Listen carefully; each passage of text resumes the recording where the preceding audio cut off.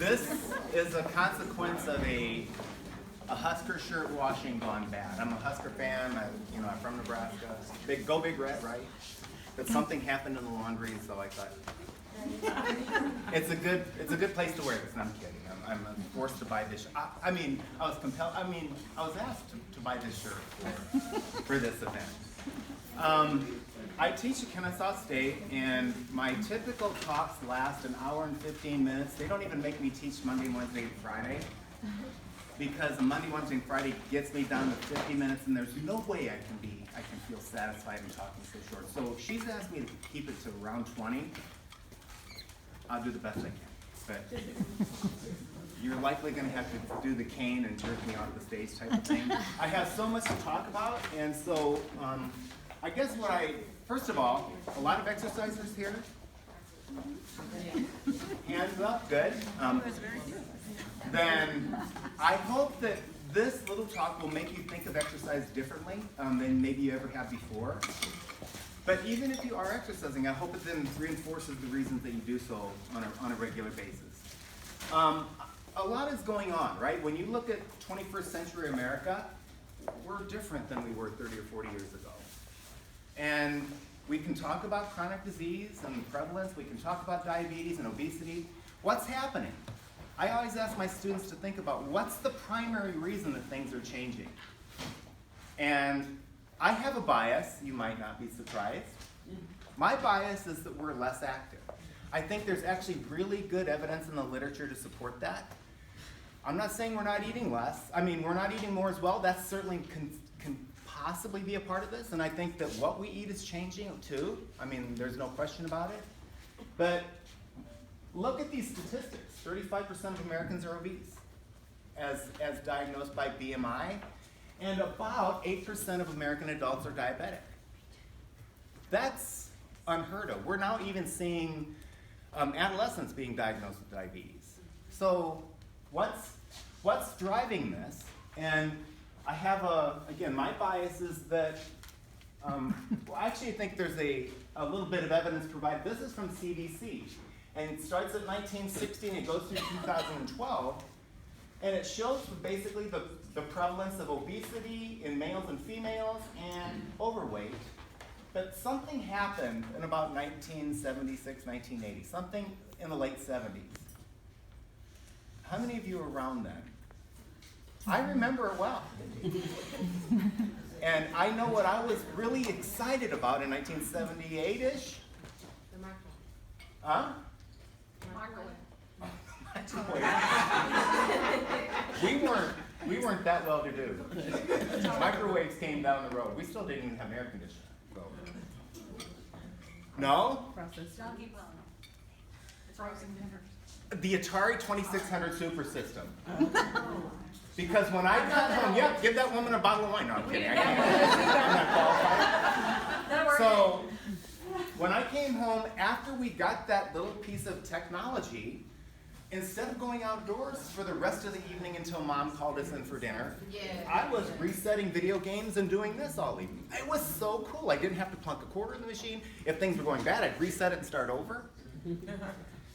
That changed, I think, the behavior of a lot of people. And that was just the starting point, right? All kinds of technology happened after that. VCR, satellite television, cable TV. Instead of 3 channels where there was genuinely nothing except hee-haw on, you had like 200 channels. Even I could find something that I could be comfortable watching for a few minutes with 200 channels. So the technology really changed almost overnight. And I think that the fact that you see this very significant change in the rate of increased obesity occurred about that same time is pretty good evidence that what's happening is primarily related to activity level. This is the diabetes curve and percentage and numbers. So it was about a 10-year delay, right? Late 70s, early 80s to basically about mid-90s is when you started to see all of a sudden a dramatic increase in the rate of diabetes. So it was like we got a little bit less active, we got to put on a little bit of weight, and then finally our metabolism couldn't keep up with our body weight changes. So I think it's activity that's primarily driving this. And when you kind of look at, here's another little piece of evidence of this. 2011, a wonderful study was published that quantified in males and females energy expenditure at work, starting at 1960 and going through 2010. And look at what's going on in the workplace. Not even talking about what's going on when you get home. I think the home has become more sedentary. But it used to be that work required something. And more of us are being cubicalized. Is that the right word? Yes. Right? Yes. We're tethered to a desk or a computer or a relatively small area. But if you look at the number, about 50 something to 13, about 200 calories a day less in males and females. Well, what's the consequence to that? Is there any? Yeah. 200 calories a day? How many calories are in a pound of fat? Look at you.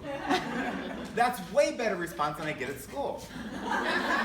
3,500 calories. So if this is truly happening, then, and we don't decrease our caloric intake, then every 17 days we're putting on another pound. Thank God it doesn't work that way. But there's certainly a lot of drive for increasing body weight. What I love about this paper is these folks also superimposed then the effect that you would expect that kind of reduction in activity to cause in body weight change over the course of the same period of time. So the white bars are the actual, what's happened in terms of body weight.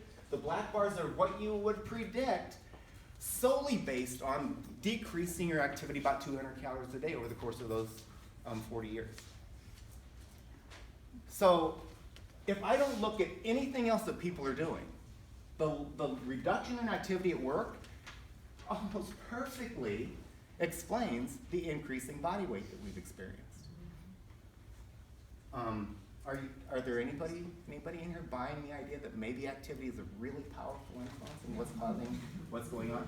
This is the same state could be said about women. So, why is inactivity such a problem? Well, that doesn't seem fair. I don't have to move, so why should I? I think that's, by the way, I think that's a part of evolution. Our predecessors really didn't have a choice, right? I have a little few notes here. Our genome looks exactly like it did 10,000 years ago. Do you believe that? Evolution has not changed your genetic expectation one iota. So what that means then is what? What was life like over the course of that period of time when your gene was actually evolving? You had to be physical. Huh? You had to be physical. You had to be active to acquire food or to avoid becoming it, right? I mean, there were two things that were important in terms of making sure that you were around the next day. So activity was inherent in survival. That is what our genetics in 21st century America still expects. So we live in a way right now that seems like it's just too far outside of what our genetic expectation is. And that contrast between the lack of evolution of a genome that expects a lot of activity and a very, very low activity level, unless you go out of your way to get activity, has created a pretty unhealthy environment for our physiology. Our bodies, it's fair to say, just don't know how to function when activity is so very low. Data from CDC show that incidence of breast cancer has actually remained relatively stable, not changed a lot since about 2003. But it's interesting. The relationship between breast cancer and activity levels seems to be getting stronger. And it may well be because, especially in postmenopausal women, by the way, and it may well be because of what's going on with the role that our reduction in activity is having on our body compositions, the amount of body weight we're carrying. So let me talk a little bit about three processes that have been shown pretty consistently to be related to the development of cancers generally and breast cancer specifically, and how and why exercise can actually help in all three. What I'm going to tell you, there's a lot of interest in My wife's a big Suzanne Summers fan. There's a lot of things that people talk about that lower your risk. And I say take advantage of everything, right? That's really what so much of life is putting as many things in your court, your advantage as possible. But there's nothing that you're gonna do that's going to make a bigger influence on your risk for a number of diseases than simply being active every day. So let me talk a little bit about 3 processes. Have you heard of inflammation? Yes. As involved in breast cancer specifically? No. You hadn't heard that. Inflammation seems to be related to heart disease, cancers, diabetes, insulin sensitivity. So inflammation, if you can keep inflammation under control, you're a long ways down the road to preventing a lot of chronic disease. What is it? What is inflammation? Why do we have that process in our bodies? Is it purely toxic? Well, no. If inflammation doesn't work at all in me, I have HIV, right? That's a part of the immune system. So if inflammation is not functioning at all, I'm a short timer. Inflammation, if I bang my elbow, which I often do, or various other parts of my anatomy, on various projects that my wife is oftentimes nice enough to give me, and I bang my elbow, my knee or arm or what have you, there's a response, right? A bruise, inflammation, swelling. What's going on? Why does that happen? Because your body is indicating it's been injured. And I've been injured and It's trying to heal. it's trying to repair the damage, right? That's the point. It's delivering more blood, it's delivering immune cells, it's delivering stuff that cleans up the mess that you've just made. So inflammation's important, and I don't want to make inflammation out to be an entirely bad guy because we'd be dead without it. But if I bang my elbow, it's a kind of a different inflammatory process. It's an off-the-charts inflammation. The inflammation that I'm talking about is this thing called low-grade inflammation. Low-grade inflammation is basically inflammation that's happening for no injury or illness reason. You're simmering in kind of a low inflammatory state. And it's kind of when this thing called C-reactive protein, it's a thing that your doctors, you might actually, if you go home and look at your last blood report, they may have looked at it with your cholesterol or insulin or glucose levels. It's something that gives me a nice indication of kind of my whole body inflammatory activity. If you bang your elbow and I took a blood sample and measured C-reactive protein, CRP, it'd be 300, 500, 1,000. But if you're idling at this low level, that's indicative that you have this low-grade inflammatory activity that never shuts down. And it's actually pretty remarkable how powerful this seems to be in driving several disease processes. TNF-alpha, I'm just curious, anybody ever heard or read about this? Huh? No one? TNF, tumor necrosis factor alpha. It's an inflammatory mediator. It's basically a protein that's elevated in inflammatory environments. This is kind of a rubber meets the road inflammatory marker. This is the guy that actually, the molecule that does the actual work that's toxic, that creates a lot of problems and creates disease processes. Not so much C-reactive protein, but definitely this guy. What is it called? It's called TNF, which stands for tumor necrosis factor alpha. I'll be happy to send these to you if you're interested. Just let me know. I'll be happy to email it to you. So low-grade inflammation has been linked to several processes. Inactivity. We're going to talk about a specific characteristic muscle that no other tissue in the body has in a little bit. Excess body fatness. Fat cells that are large tend to be inflammatory. They're stressed. They're sending signals out to the body that, man, I'm storing pretty much what I have, and I'm going to need help pretty soon. So part of that is to recruit new fat cells, but it also induces an inflammatory state. And then a chronic energy surplus. If there's more food coming in or more energy coming in than I'm expending, again, just imagine if that's you, if that's any system, I have a problem, don't I? I gotta match it some way. And if I'm struggling to match the energy in with the energy out, that can be inflammatory as well. I'm not going to have enough time to go into all those processes. Whoops. But I think it kind of makes sense. That's a stress environment, isn't it? Okay, so muscle. Let's talk a little bit about muscle. Muscle was recently,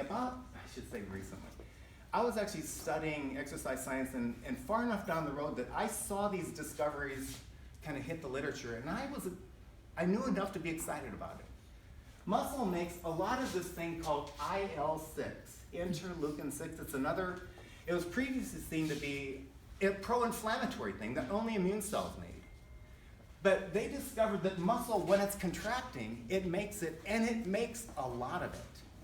Way more than your immune cells make. And it turns out that this actually probably participates in blunting inflammatory activity. They've known for a long time that more active people tended to have less inflammatory activity. But they really couldn't connect dots. Why does muscle contract? Why does activity?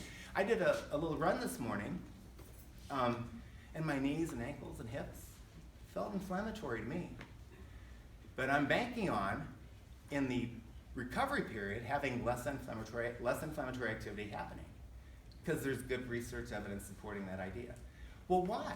Why, if I do something that's so obviously inflammatory, would I expect to have low-grade inflammation? And it turns out that muscle makes a modulator of inflammatory activity. Only, though, when it's active. Contracting muscle is an entirely different tissue than muscle that's sedentary. And if you never activate that process, you never induce this inflammatory tamping process. So large exposures from IL-6 that are made in muscle, not immune cells, seems to be involved to a good extent in lowering inflammatory activity. Stressed fat cells, I mentioned, are another source of inflammation. And they're more, okay, let's just imagine I have a certain level of fat in the fat cells that I have. And I have a Little Caesars pizza. Anybody else? You never Little do that. Caesars? One of my favorites. And maybe I have a slice or two more than I should. You never do that either. That never happens. But so what's happening? Where's that fat that I'm eating, digesting, processing, delivering in the blood? Where is it trying to be delivered to? It's trying to be delivered to fat cells. Fat cells are designed to store fat. So if my fat cells have plenty of room, they say, bring it on, no problem at all. Let's have another piece of pizza, really, as far as we're concerned. But if my fat cells are already relatively full, that fat cell has to then try to continue to take sugar or fat out of the blood, and then it says, you know what, we have a problem pretty soon if something doesn't change. Well, let's just say instead of just sitting there then, what if I did a 45-minute walk? I'm digesting, I'm really reasoning, my stomach's empty, my blood fats are elevated. I go out and I start a 45-minute walk. What's the muscle doing? It's taking the fat out of the blood and using it to fuel the muscular activity, right? So now it doesn't have to be squashed into fat cells that are already relatively full. That's a way less inflammatory situation. So activity also affects this process. But when fat cells get close to their limit, they induce inflammatory activity. Here's some just a few little clips from biopsied fat cells. A non-obese person and their fat cells, relatively little of this. These are called macrophages. If anybody knows, they're inflammatory. They're the result of inflammation. And the more obese the patient is, the more of this inflammatory macrophage accumulation there is. These fat cells are saying, no mas. We have all that we can store. Either produce more fat cells, or start inducing an energy deficit, right? Eat fewer calories or become more active. So that I start then recruiting some of the fat that's in here and utilizing it for fuel. So inflammation.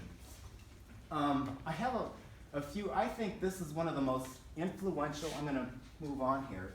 20 One of the minutes. most influential papers that I've seen, yeah. 20 minutes. Am I done? We've been talking for 20 minutes. So, let me finish inflammation, and then I guess that's all I'm gonna have time for. Inflammation is a result of cells that are part of the immune system. What this paper has shown is that if people are regularly active, if I graph their exercise duration in hours per week on the axis, and I look for basically the amount of inflammatory mediators that these immune cells make, notice how less inflammatory our immune cells are in people who are active.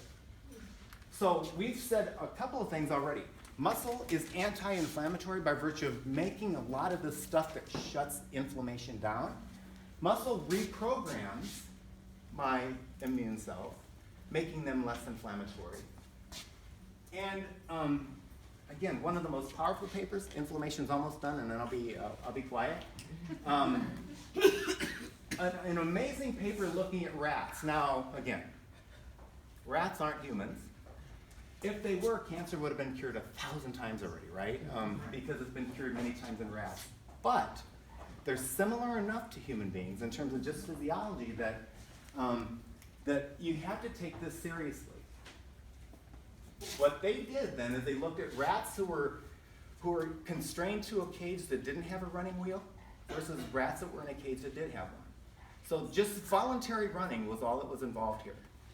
And the rats that did the voluntary running had a greater concentration of natural killer cells, which are also part of the immune system, right? The inflammatory immune process. And the reason was basically twofold. Because the running rats made a lot more of this IL-6, and IL-6 tended to actually stimulate the development of NK cells. What else happens when you exercise? You guys all know what adrenaline is, right?